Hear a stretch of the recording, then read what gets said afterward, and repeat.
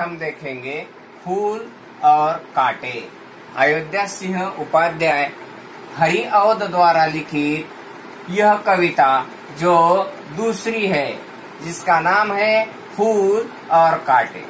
फूल यह जो शब्द है वह एक वचन है और कांटे कांटे यह जो शब्द है यह बहुवचन है। कांटे का एक वचन क्या होगा? काटा। है जन्म लेते जगह में एक ही पौधा उन्हें है पालता। रात में उन पर चमकता चांद भी एक ही सी चांदनी है डालता। इस कविता में उपाध्याय जी हमें कहते हैं कि यह जो फूल है और यह जो कांटे हैं, यह दोनों भी एक ही पेड़ पर जन्म लेते हैं। फूल और कांटे एक ही पेड़ पर जन्म लेते हैं, मतलब कि एक ही पेड़ इन दोनों को पालता है। रात में उन पर चमकता चांद भी एक सी ही चांदनी है डालता। और रात में जब हम आकाश में देखते हैं तो हमें चांद नजर आता है।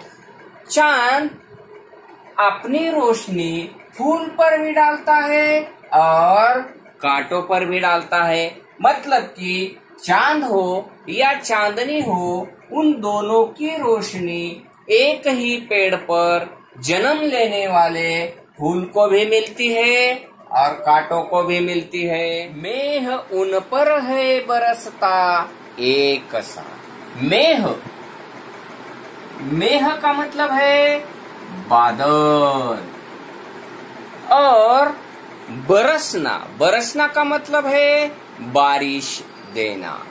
फूल पर भी और कांटे पर भी एक ही बादल बारिश बरसने का काम करता है। एक सी उन पर हवाएं है बही। और फूल पर भी और कांटों पर भी एक ही हवा फूल पर से भी बहती है और कांटों पर से भी बहती है। पर सदा ही यह दिखता है हमें, ढंग उनके एक से होते नहीं। पर जब हम देखते हैं तो इन दोनों के ढंग, मतलब फूल का ढंग अलग होता है और कांटों का ढंग अलग होता है। उपाध्याय जी हमें कहते हैं यह जो फूल है यह कांटा है, एक ही वनस्पति पर जन्म लेते हैं। एक ही पौधा उनको पालता है। एक ही बादल उन पर बरसता है। एक ही चांद या चांदनी उन पर रोशनी डालता है। मतलब कि इन दोनों में जो कांटा या फूल, कोई भी उनमें भेद नहीं करता।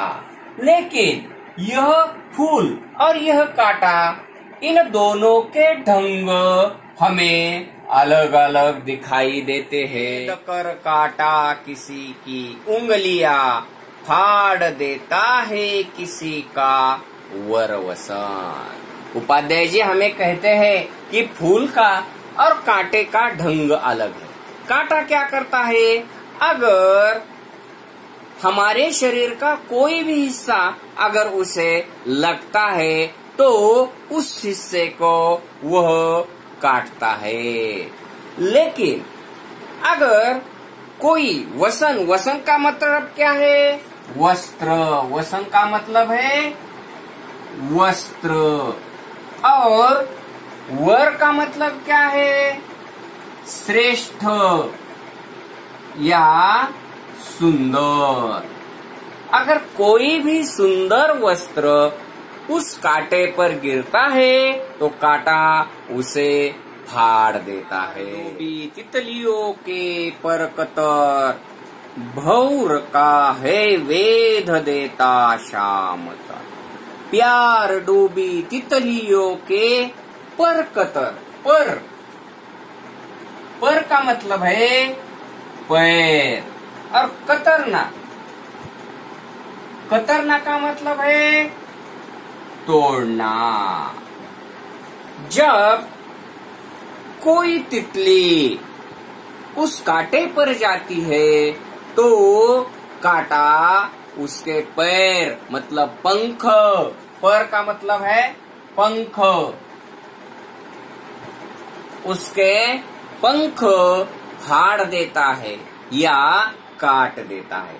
अगर कोई भौरा उसके नजदीक जाता है तो उसका तन, तन का मतलब है शरीर, उसके शरीर को काटने का काम कांटा करता है। कांटा और फूल दोनों ही एक ही पेड़ पर रहते हैं, लेकिन जब कोई ऊंचा वस्त्र उस कांटे के पास जाता है तो कांटा उसे फाड़ देता है। कोई तितली उसके पास जाती है तो उसके पंख कांटा तोड़ देता है, या कोई भौरा उसके नजदीक जाता है तो कांटा उसको काट देता है। फूल लेकर तितलियों को गोद में, भौर को अपना अनूठा रस पिला, नीज सुगंध और निराले रंग से है सदा देता कलिजी की खिला। फूल लेकर तितलियों को गोद में, कांटे के पास अगर कोई तितली जाती है तो कांटा उसके पंख फाड़ देता है, लेकिन वही तितली अगर फूल के पास जाती है तो फूल क्या करता है, उसे अपनी गोद में लेकर उसको खेलता है। भौर को अपना अनूठा रस पिला। अगर कोई भौरा उस फूल के पास जाता है तो फूल के पास जो रस है वह रस फूल उसके भौरे, उस भौरे को देता है। वही भौरा अगर कांटे के पास जाता है तो कांटा उसके तन को काट देता है, लेकिन अगर भौरा फूल के पास जाता है तो फूल उसे अपना रस पिला देता है। नीज सुगंध और निराले रंग से है सदा देता कलिजी की खिला। अपने सुगंध और अलग अलग रंगों के कारण फूल किसी को भी अच्छा लगता है, लेकिन कांटा किसको भी पसंद नहीं आता। खटकता एक सबकी आंख में, दूसरा है सोहता सूर शीश पर। सूर और असुर, सूर का मतलब है जिसे हम मराठी में देव कहते हैं, और असुर जिसे हम राक्षस कहते हैं। सूर मतलब अच्छा, तो है खटकता एक सबकी आंख में। जो कांटा है वह सबकी आंख में खटकता है। कांटा और फूल दोनों ही एक ही पौधे पर रहते हैं, एक ही चांद उनको रोशनी देता है, एक ही बादल उन पर बरसता है, एक ही हवा उनके पास नजदीक से बहती है, लेकिन वही फूल सबको पसंद आता है और कांटा सबके मन को खटकता है। दूसरा है सोहता सूर शीश पर। तो फूल हम पूजा करते समय सूर के शीश, शीश का मतलब है सिर, सिर पर उसे रख देते हैं। किसी तरह कुल की बड़ाई काम दे, जो किसी में हो बड़प्पन की कसर। अगर किसी भी कुल की बड़ाई, बड़प्पन बढ़ाना है तो कौन से भी काम में उसमें कसर नहीं होनी चाहिए, तभी कुल का बड़प्पन बढ़ता है। यही सीख हमें फूल और कांटे इस कविता के माध्यम से उपाध्याय जी ने हमें दी है।